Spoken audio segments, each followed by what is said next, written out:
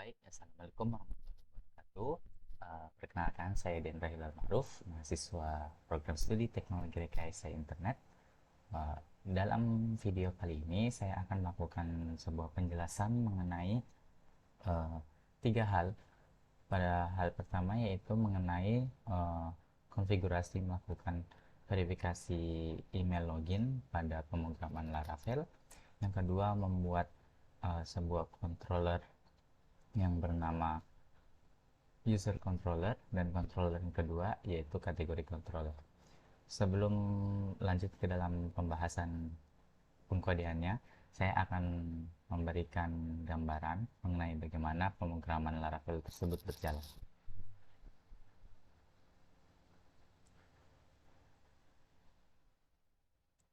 Baik, ini adalah tampilan home atau tampilan awal dari website yang dikembangkan, pemrograman website yang dikembangkan, di mana ada pada tampilan home ada tab home, about, dan about us, siswa, alumni, dan lain-lain.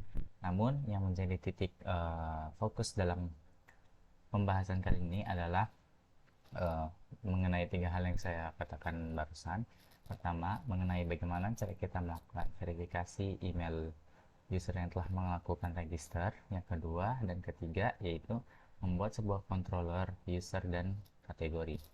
Dalam demonya kita bisa masuk ke dalam slash login di sini. Untuk masuk ke dalam halaman login,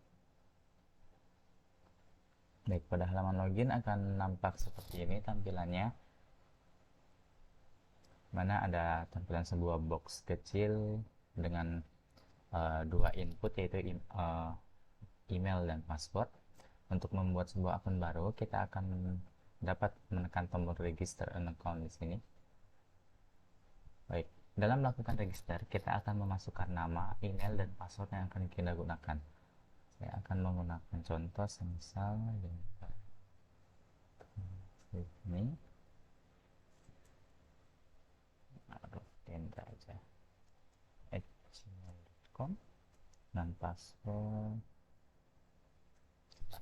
Nah, apabila formnya sudah terisi penuh, kita dapat menekan tombol register.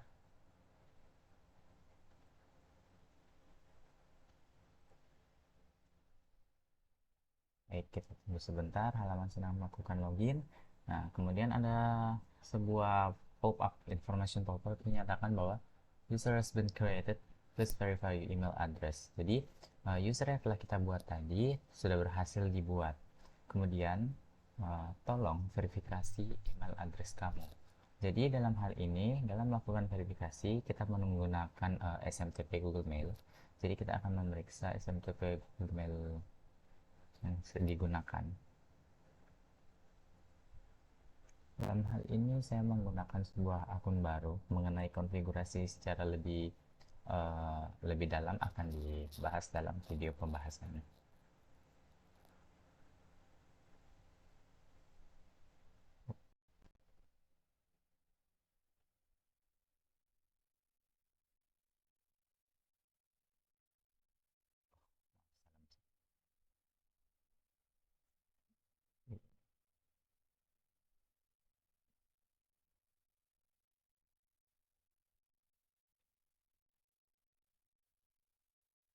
Pada bagian Gmail terkirim, kita cek. Nah, sebuah email validation akan masuk. Mana dengan isi pesan, hello, thank you for creating an account with our application. To complete the register process, please verify your email address by clicking the link below. Jadi, apabila kita mengklik link yang berada dalam pesan email ini, maka kita akan secara kembali akan diredirect menuju halaman login. Namun, apabila kita belum melakukan verifikasi dan memaksa untuk melakukan login, kita akan mencoba mendemonya. Kita akan masukkan sini. Baik, apabila kita memaksa login tanpa melakukan verifikasi, akan muncul pesan lain yang menyatakan your email account is not verified, please verify your email address. Jadi, email-email yang diizinkan untuk masuk ke dalam tampilan dashboard nantinya adalah email-email yang telah melakukan verifikasi. Sebagai contoh, kita akan melakukan verifikasi pada akun ini, pencet, maka akan didirect kembali kepada halaman login dengan pesan email verified, kan login now. Kita bisa contohkan untuk masukkan emailnya, password, sign in. Baik, pada tampilan halaman dashboard akan terlihat seperti ini, di mana terdapat uh, tampilan dashboard itu sendiri yang sengaja dikosongkan. Kemudian pada data master terdapat data users, data kategori, data sliders, dan data mahasiswa. Jadi yang akan kita bahas nanti adalah mengenai data user dan data kategori. Kita buka pada data user. User ini, jadi pada data user ini akan menampilkan user-user yang telah melakukan login dan masuk ke dalam database yang kita buat. Jadi kita dapat melakukan root pada controller ini, mana kita dapat admin dapat menambah user baru, kemudian melakukan pengeditan terhadap user tersebut dan menghapusnya. Kemudian pada data kategori hal yang sama berlaku pada ini, kita dapat melakukan penambahan data, kemudian dapat melakukan pengeditan dan penghapusan. Sebagai contoh, kita akan mencoba menambah data secara acak, menambah.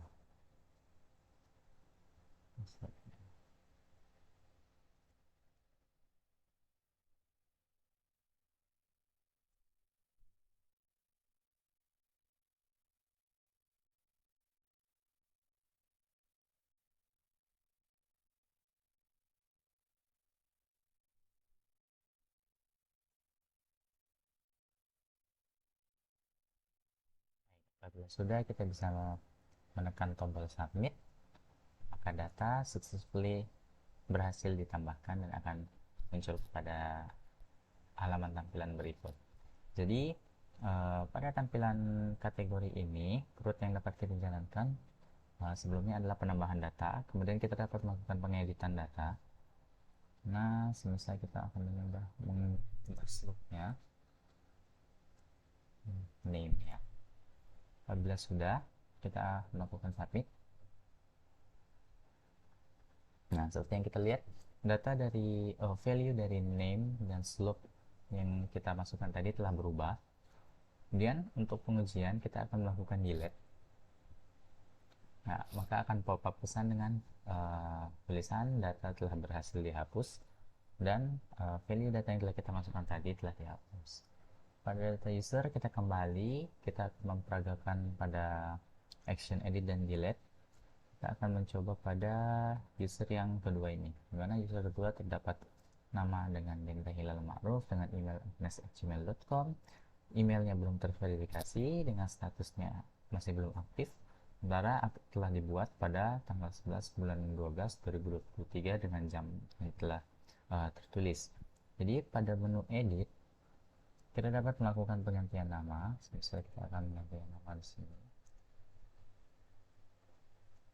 emailnya kita akan tetap, dan kemudian pada form ketiga yaitu new password. Jadi kita bisa mengubah password yang telah kita masukkan. Kita dapat apabila kita ingin mengubah passwordnya, kita dapat memasukkan password baru, dan apabila kita tidak ingin mengubahnya, kita bisa membiarkannya kosong. Kemudian untuk yang keempat yaitu verify account. Jadi saya menambah sebuah link verifikasi di mana admin dapat melakukan verifikasi user melalui dashboard. Jadi apabila kita menekan tombol klik here if you want to verify, maka user akan terindikasi telah diverifikasi. Kita akan mencoba melakukan submit, maka value dari nama, email telah berubah. Kita akan coba pada bagian email, verifikasi email. Kita akan melakukan verifikasi melalui halaman dashboard. Kita klik, kita akan kembali dan mengembalikan pesan message pop-up yang bertuliskan user telah berhasil diedit, yaitu email verifikasinya sudah berubah menjadi yes dengan status aktif. Kemudian selanjutnya kita akan melakukan pembahasan terhadap pengkodian pada software Visual Studio Code. Selanjutnya kita akan melakukan pembahasan mengenai pengkodean dari ketiga sistem yang telah saya demokan tadi. Jadi pada penjelasan pertama kita akan langsung pada poin penting dari video pembahasan ini, yaitu mengenai bagaimana cara kita melakukan membuat atau mengonfigurasi sebuah link verifikasi yang akan terkirim pada sebuah akun Google Mail. Jadi penjelasan pertama bahwa dalam hal ini kita perlu tentu saja membuat database. Kita perlu mengkonfigurasi sebuah database yang akan kita gunakan. Jadi dalam hal ini kita akan buka pada file.env. Kemudian kita bisa mengatur pada bagian database sini.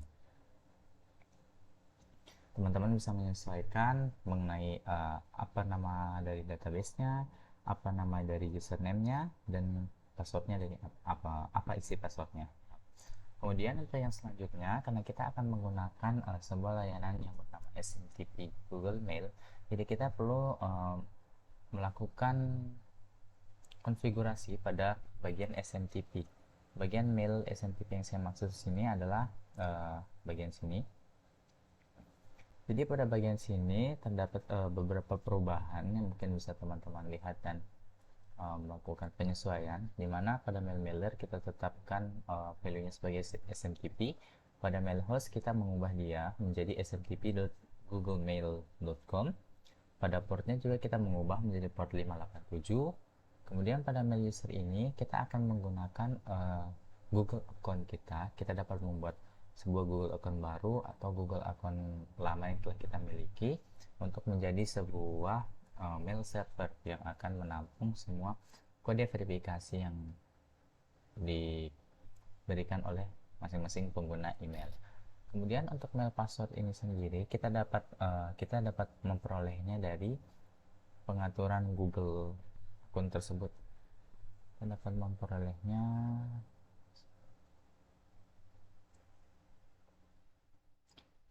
teman-teman bisa membuka pada halaman Google seperti biasa. Kemudian pada halaman akun kita dapat mengklik kelola akun Google Anda. Baik, pada bagian ini kita bisa membuka keamanan, tab keamanan. Kemudian kita bisa scroll dan kita perlu mengaktifkan verifikasi 2 langkah. Teman-teman bisa mengeklik aja pada bagian verifikasi 2 langkah ini dan mengikuti proses verifikasinya hingga selesai.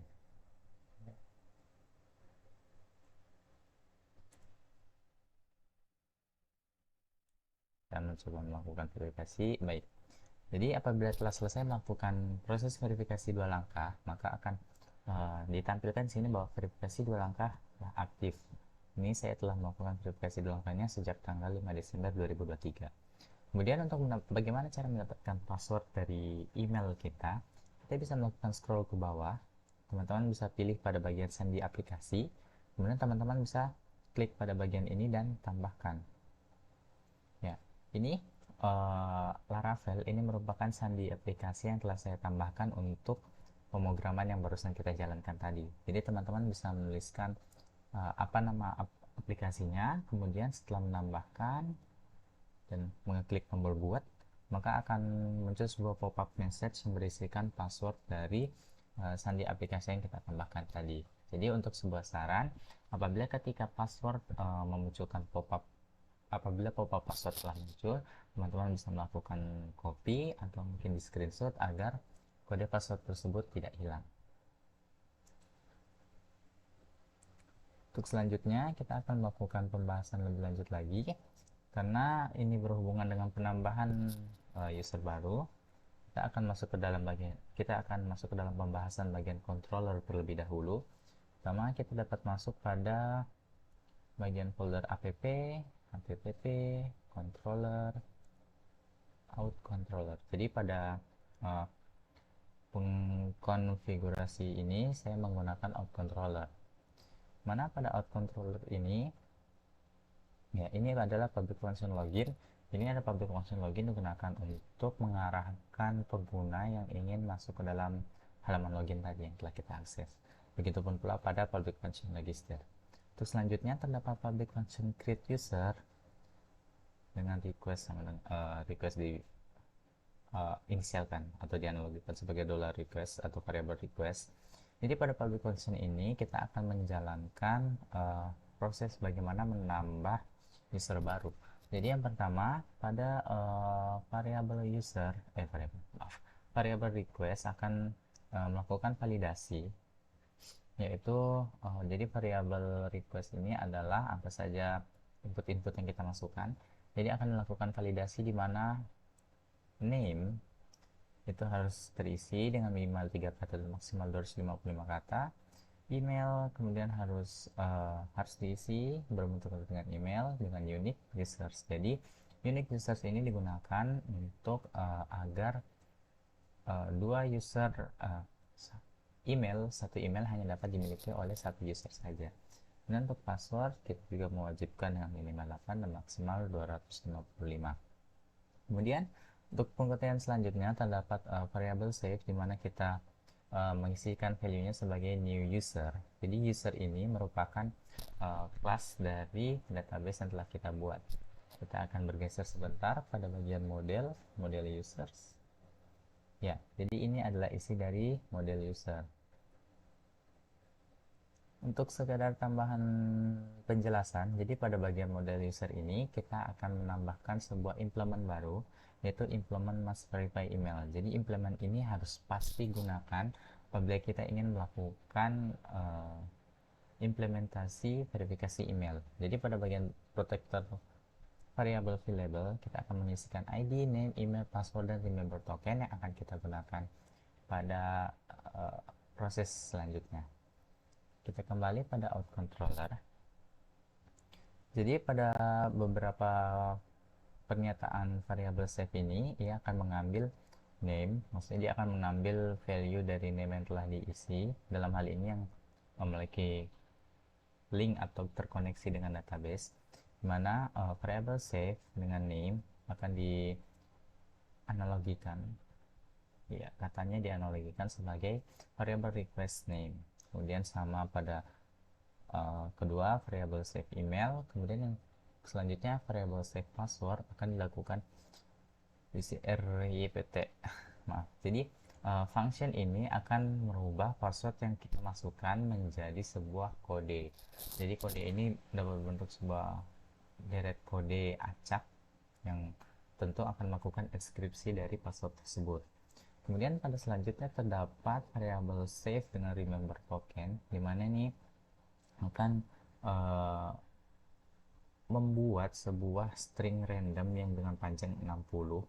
Jadi pengguna akan memiliki remember token yang berbeda.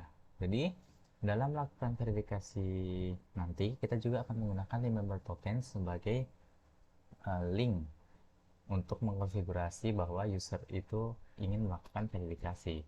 Jadi tidak mungkin akan ada satu user yang mendapatkan remember token dari user lain untuk melakukan sebuah verifikasi email. Selanjutnya terdapat yang terakhir, yaitu variable save akan dilakukan pengesapan. Kemudian pada sebuah kelas mail akan melakukan sebuah penyimpanan mail save email, jadi akan melakukan pengiriman email send atau dikirimkan new register mail. Jadi register mail ini adalah sebuah file mail yang akan kita bahas selanjutnya. Dia akan mendeklarasikan variable save tadi, variable save ID, dan variable save remember token. Kemudian apabila kita telah melakukan register user atau telah membuat user baru, akan dikembalikan kepada halaman login dengan pesan user has been created, please verify your email address. Kemudian pada function yang di bawahnya, yaitu authenticate. Jadi public function authenticate ini kita gunakan ketika kita melakukan login ke dalam dashboard atas user yang telah kita buat.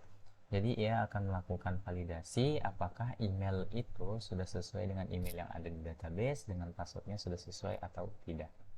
Selanjutnya kita akan masuk ke dalam pembahasan register mail. Tes. Baik, untuk pembahasan selanjutnya kita akan membahas mengenai sebuah file yang bernama registermail.php. Jadi mail ini adalah sebuah class yang kita gunakan pada out controller sebelumnya untuk melakukan pengiriman email verifikasi kepada pengguna yang telah melakukan login dan perlu mengeklik tombol verifikasi untuk dapat login ke dalam dashboard. Kemudian pada file register mail ini kita perlu mendeklarasikan public variable user, variable ID, dan variable remember token agar dapat terintegrasi dengan file ini dan dapat digunakan. Kemudian pada public function yang pertama yaitu terdapat public function construct. Jadi pada public function construct ini kita mengintegrasikan ketiga public yang telah kita deklarasikan tadi, yaitu variable user, variable ID, dan variable member token. Kemudian di dalamnya terdapat sebuah deret kode yang kita tuliskan sebagai variable this. Ini merupakan variable this adakah sebuah referensi untuk memanggil sebuah objek. Jadi variable this user ini diambil kembali dari model user atau database table user. Kemudian this user akan dideklarasikan sebagai variable user. Begitupun pula pada ID dan remember token. Kemudian pada public function envelope ini, jadi ini untuk menambahkan sebuah subjek pada email yang terkirim nanti dengan email subjek email yaitu email validation. Selanjutnya pada public function content ini akan mengarahkan ke konten yang akan ditampilkan pada email yang terkirim nanti. Jadi konten yang akan ditampilkan adalah terletak pada emails.register. Jadi kita akan menuju pada halaman tersebut, pada halaman resource, view, emails, register.blade.php. Jadi pada contoh demo tadi ini adalah codingan yang ditampilkan. Jadi dimana ada hello, kita membuka dengan sebuah method komponen dengan mail message. Tadi kita memanggil dari menggunakan pesan mail. Dengan yang pertama digunakan hello dengan pemanggilan function Laravel username. Jadi hello, kata yang muncul setelah kata hello ini kita akan diambil dari data name user yang telah melakukan proses input register ke dalam database. Jadi akan secara otomatis diisi pada masing-masing user yang berbeda. Kemudian pada link verifikasinya ia akan melakukan route ke verification.verify dengan pendeklarasian ID sama dengan ID, remember token, dan remember token, dan source sama dengan email. Kemudian pada verification.verify ini merupakan sebuah route yang telah kita atur. Kita bisa contoh menuju kepada routes.php. Baik. Jadi verification.mail ini muncul pada bagian ini merupakan sebuah route untuk melakukan verifikasi email. Jadi route akan mengambil dari /email verify, mengambil ID dan remember token yang kita tambahkan. Dengan out control, pada out control cross verify kita akan melakukan pengecekan pembahasan kembali pada public function verify dengan name dideklarasikan sebagai verification.verify. Jadi pada pembahasan public function verify sendiri kita akan kembali lagi pada out controller. Baik, jadi pada out controller ini terdapat sebuah public function yang bernama public function verify yang mendeklarasikan variable ID remember token tentu saja. Kemudian pada pengkodean di dalam public function ini variable verify akan mengambil dari database atau tabel user tadi, find or fail, dia akan menemukan atau tidak berhasil menemukan berdasarkan ID dari penggunanya. Jadi pada function ini jadi menggunakan function if yang pertama, if hash equal tidak equal string, mengandung string remember token, dan menggunakan variable save remember token, maka akan mengembalikan error 403. Namun apabila kita menambahkan sebuah fungsi if tambah fungsi if kedua, apabila variable save ini telah melakukan verifikasi email, akan mengembalikan tampilan pada halaman login dengan info email berhasil diverifikasi. Kemudian pada public function verify ini apabila eh, pengguna telah melakukan verifikasi akan secara otomatis memasukkan atau mendeklarasikan sebuah eh, value column yang bernama verified ini menjadi true dan save status menjadi true, di mana kita dapat contoh membuka table itu pada database, migration, dan create user table. Nah, jadi pada create user table ini mengandung beberapa kolom. Salah satunya adalah verified dan status tadi. Saya mendeklarasikan sebagai tipe datanya boolean dengan defaultnya 0. Jadi apabila pengguna melakukan login tanpa melakukan verifikasi, belum melakukan verifikasi, maka secara default ia verified dan statusnya akan 0, dimana dalam hal ini mereka belum melakukan verifikasi dan statusnya masih inactive. Kembali pada out controller, di mana $save variable save akan ditandai sebagai email yang telah diverifikasi, dan kita melakukan pemanggilan event verified variable save. Jadi event verified variable save ini kita perlu menambahkan sebuah pengkodean kembali. Kita melakukan pengkodeannya pada bagian provider dan event service provider. Nah, baik. Jadi pada bagian protector variable listen, kita menambahkan sebuah verified class. Jadi setelah menambahkan verified class ini, kita perlu menjalankan sebuah perintah pada terminal VS Code, yaitu php artisan event generate. Nah, jadi setelah menuliskan dua kode tersebut, kita dapat menjalankan perintah tersebut. Kita kembali pada out control. Ya. Baik. Jadi saya melakukan sebuah pemisalan, yaitu menggunakan pemisalan variable isInput page, di mana apabila variable requestnya itu diinput dengan memiliki nilai diinput source dengan admin dashboard, di mana saya menerapkan ini karena kita memiliki dua verifikasi yang berbeda.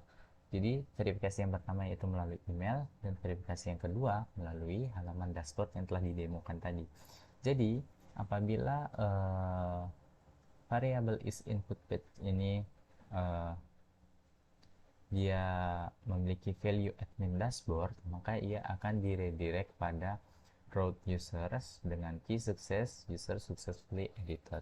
Apabila tidak atau selain daripada value dari admin dashboard, akan dilakukan redirect kepada halaman login, yaitu apabila dalam ini adalah source-nya dari email, akan menampilkan sebuah pop-up message pop-up sukses dengan penulisan email verified, you can now login. Kemudian untuk selanjutnya terdapat public function notice. Jadi public function notice ini digunakan apabila ketika kita berusaha melakukan login namun kita belum melakukan verifikasi. Jadi pada public function login akan melakukan sebuah pengembalian daripada user yang telah melakukan has verified. Jadi menggunakan function boolean kalau tidak salah dengan nilai true atau false. Jadi apabila nilainya nilainya true, maka akan kembalikan redirect pada redirect path itu. Namun apabila false, ia akan kembali pada root login dengan menampilkan sebuah pesan warning apabila email kamu belum melakukan verifikasi. Seperti itu. Ya, kemudian pada kernel.php pada folder middleware juga kita perlu menambahkan root middleware verified. Jadi root middleware verified ini akan kita gunakan agar beberapa tampilan halaman yang terdapat dalam dashboard tidak dapat diakses oleh sembarang user. Dalam hal ini adalah user yang belum melakukan verifikasi, maka tidak diizinkan untuk melakukan akses pada halaman-halaman yang telah kita tentukan. Jadi verified ini kita akan deklarasikan pada sebuah file, yaitu ensure email is verified class. Itu terdapat ada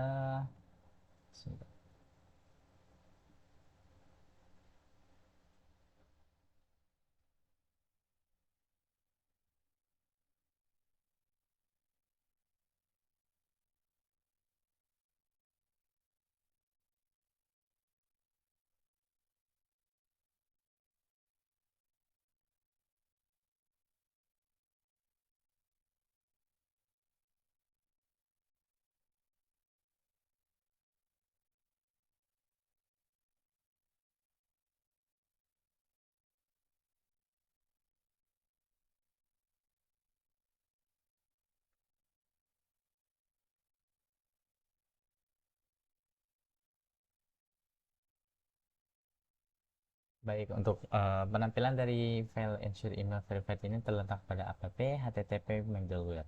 Buka pada tampilan middleware, kita buka pada ensure email is verified. Jadi pada ensure email verified ini terdapat sebuah public function yang bernama handle, di mana terdapat sebuah fungsi if, di mana fungsi if ini akan mengambil dari variable request user, dan apabila variable request itu tidak termasuk dari user dan akan di instance of account di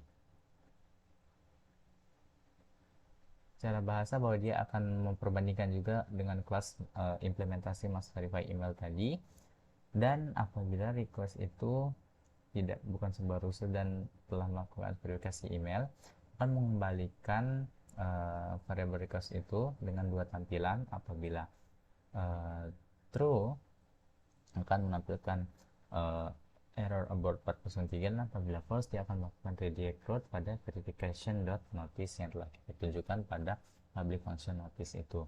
Jadi public function notice ini kita deklarasikan juga pada bagian routes web.php, yaitu pada bagian yang kedua ini, route verifikasi email. Jadi route akan mengambil verifikasi email verify slash notice dengan class out control class notice yang tadi telah dijelaskan, dengan name yang kita tentukan adalah verification.notice.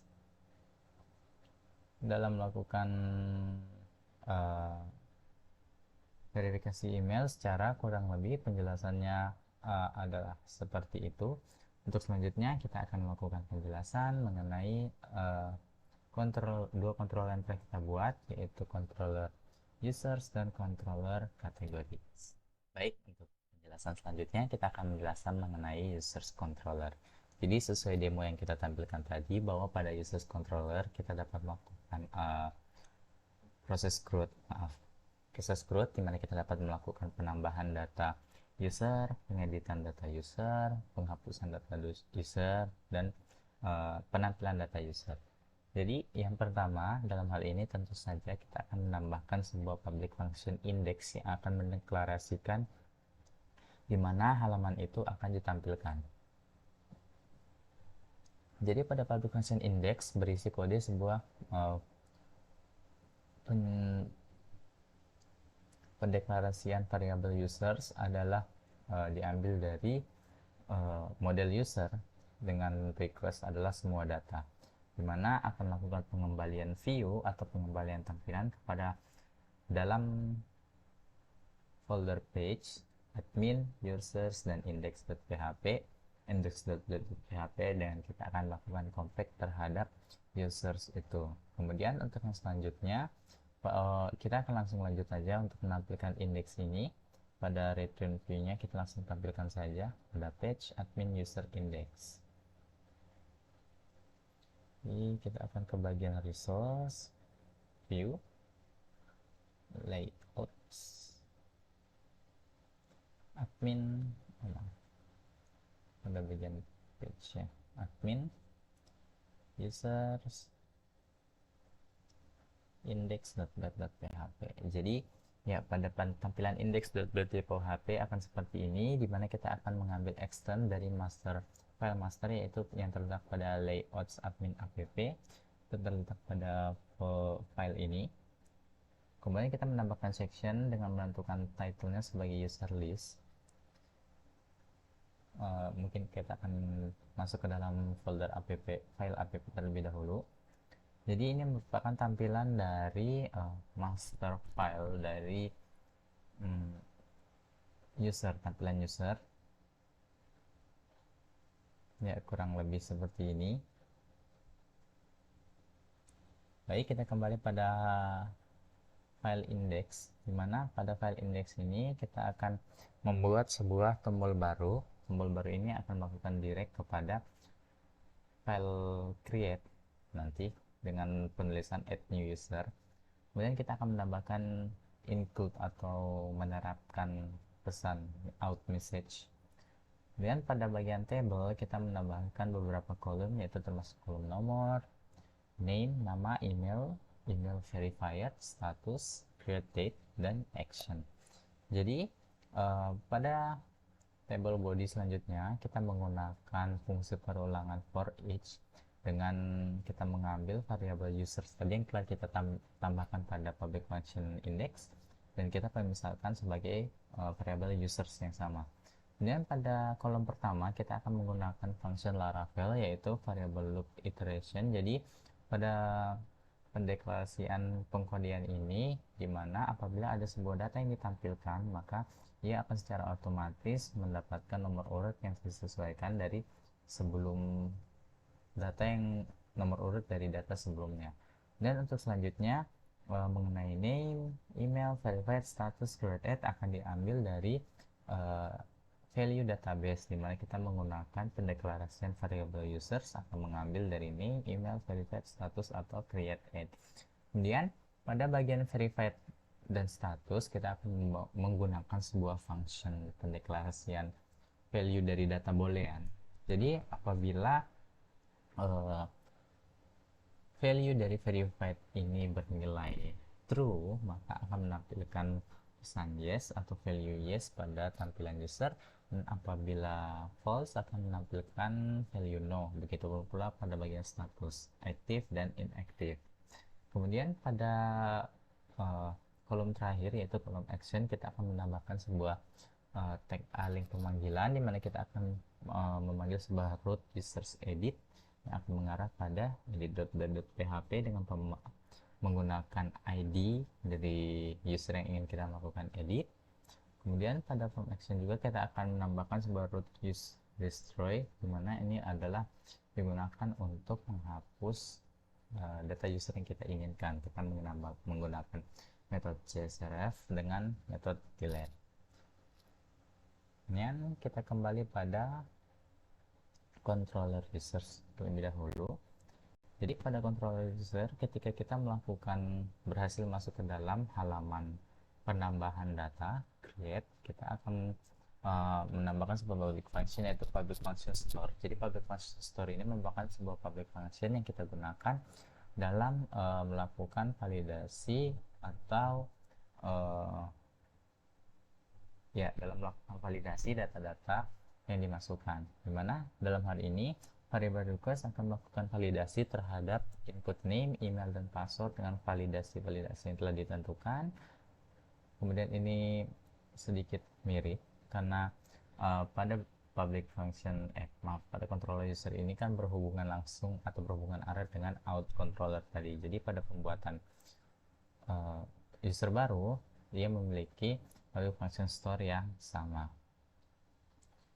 Kemudian selanjutnya pada public function edit sama seperti pada public function yang sebelumnya yaitu public function index, dimana ini akan memanggil sebuah pengembalian view pada page admin user edit dengan melakukan compare terhadap user. Kita coba lihat pada halaman page admin user edit yaitu pada bagian ini. Ya, baik, jadi ini kurang lebih adalah tampilan dari edit.blade.php. Mana pada pada bagian from action atas akan melakukan root user update sesuai dengan yang dideklarasikan pada public function update. Nanti kita akan membahasnya setelah ini dengan dideklarasikan dengan menyandingkan ID dari user yang ingin kita lakukan pengeditan. Untuk yang pertama pada bagian name kita akan memasukkan sebuah value user name dengan value user pada bagian email juga email, dan new password ini kita melakukan leave it blank if you want to change the password seperti yang telah dijelaskan tadi. Dan pada bagian verify account kita melakukan sebuah fungsi if. Jadi apabila if variable user belum melakukan verifikasi akan ditampilkan pesan user account belum melakukan verifikasi nih. Jadi akan ditampilkan sebuah link yang akan lari kepada verification.verify dengan penggunaan ID user ID yang sama, remember token yang sama, namun pada source yang berbeda seperti yang telah dijelaskan tadi. Namun apabila user telah melakukan verifikasi maka akan tampilkan pesan user account has been verified. Kita kembali pada user controller ya, jadi Jadi setelah kita melakukan edit, kita akan menambah, bukan setelah kita melakukan edit, maaf. Setelah kita mengklik tombol edit, maka kita dapat melakukan pengeditan terhadap data-data yang telah ditampilkan. Jadi dalam hal ini saya akan memvalidasi name dan email, yaitu akan required atau wajib diisi. Dan kita akan melakukan pendeklarasian variabel input, akan mengambil dari seluruh inputan yang telah dimasukkan. Dan kemudian kita menjalankan fungsi if apabila password baru kosong, maka akan melakukan validasi bahwa password required main dan ini dengan melakukan input password akan berubah diinskripsikan. Ini apabila password diisi tidak kosong. Namun apabila password kosong, maka akan menjalankan metode unset. Jadi tidak value dari password tidak akan berubah dan akan tetap menggunakan value dari password sebelumnya. Kemudian kita lanjut menjalankan variable user update input. Jadi pendeklarasian variable user ini akan melakukan update terhadap input-input yang telah dimasukkan. Setelah semua selesai, maka akan melakukan pengembalian redirect kepada halaman tampilan user dengan pesan pop-up yaitu user successfully edited. Kemudian pada public function destroy ini sama untuk menghapus dengan pendeklarasian variable user delete. Setelah kita delete akan langsung melakukan return redirect pada halaman users dengan tampilan user successfully deleted. Jadi pada bagian user ini kita juga perlu menambahkan root. Root yang saya tambahkan di sini merupakan satu root saja, di mana root ini akan mendeklarasikan resource users yang akan mengambil dari user controller class dengan middleware out verified. Jadi verified yang dimaksud tadi akan kita gunakan di sini pada root. Jadi beberapa root yang dilakukan ditambahkan verified ini tidak akan bisa diakses oleh user-user yang belum melakukan verifikasi email. Selanjutnya pada bagian kontrol kategori kita akan melanjutkan pembahasannya. Baik, pada penjelasan terakhir kita akan membahas mengenai kategori controller. Jadi pada kategori controller ini secara sederhana ia memiliki sebuah struktur yang hampir mirip seperti controller users, namun tidak memiliki value untuk memasukkan verifikasi data email user. Jadi pada public function memiliki isi yang sama, yaitu akan melakukan pendeklarasian variabel kategoris yang akan diambil pada data-data yang terdapat pada model kategori dan diambil semuanya dengan melakukan pengembalian view, page, admin, kategori, index dengan mengompaknya. Pada public function create akan mengembalikan sebuah view untuk menuju pada halaman create. Pada public function store ini menjalankan sebuah function yang sama juga, di mana menggunakan pendeklarasian variable request untuk melakukan validasi atas data-data yang telah dimasukkan, di mana terdapat data name, slot, title yang saya deklarasikan untuk harus diisi. Kemudian pada variable input akan dideklarasikan sebagai seluruh request yang dilakukan. Pada bagian kategori model akan membuat sebuah create input. Jadi data-data input ini akan dibuat dan dimasukkan ke dalam database. Setelah selesai akan dilakukan pengembalian redirect pada halaman kategori dengan key success data successfully added. Pada public function edit sama akan mengembalikan sebuah return view pada halaman edit yang melakukan compact juga. Dan kemudian pada public function update akan dilakukan pembaruan data apabila kita ingin melakukannya. Jadi akan dipanggil atau digunakan variable user untuk melakukan validasi terhadap beberapa kolom yang harus diisi. Kemudian ada pendeklarasian variable input juga yang akan mengambil seluruh dari data-data yang telah kita masukkan pada variable request. Kemudian pada variable kategori akan melakukan update terhadap input yang dimasukkan. Kemudian akan melakukan pengembalian pada halaman kategori dengan key success data successfully edited. Kemudian pada public function destroy ini sama, ia akan menggunakan pendeklarasian variable kategori dengan function delete, di mana apabila kita melakukan delete akan mengembalikan redirect kepada halaman kategori dengan key success data successfully deleted.